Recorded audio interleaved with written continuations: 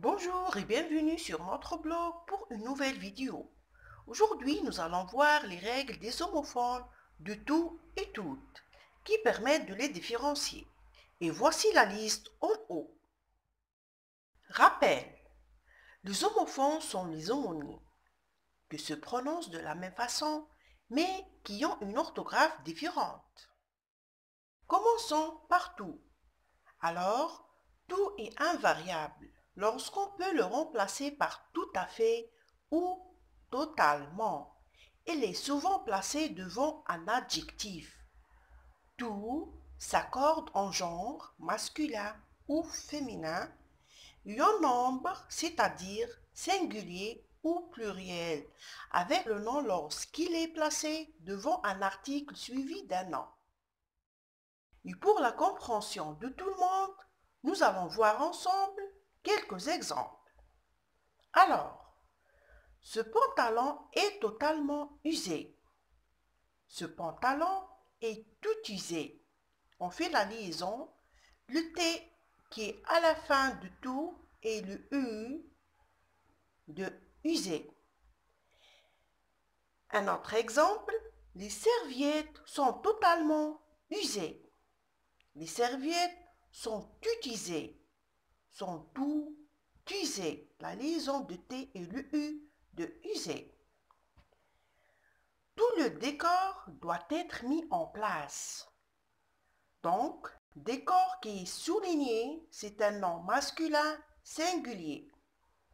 Un autre exemple, toute la décoration doit être mise en place. Donc, décoration est un nom féminin singulier. Tous les décors doivent être mis en place. Tous les décors doivent être mis en place. Donc, décor est un nom masculin pluriel. Et le dernier exemple qu'on va voir ensemble, toutes les décorations doivent être mises en place.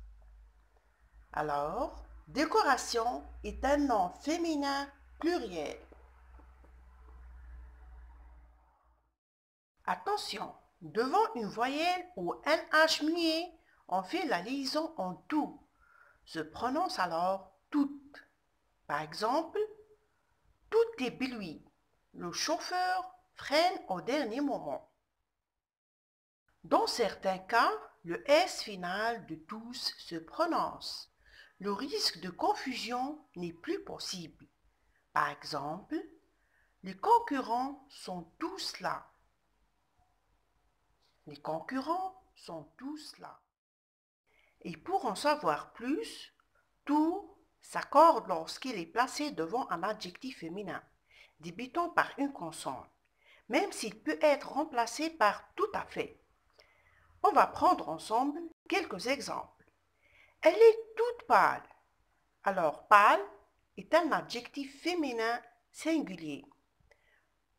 Elle est tout à fait pâle. Elles sont toutes pâles. Pâle est un adjectif féminin pluriel.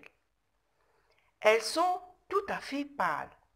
Mais on écrit comme ça. Ils sont tout pâles.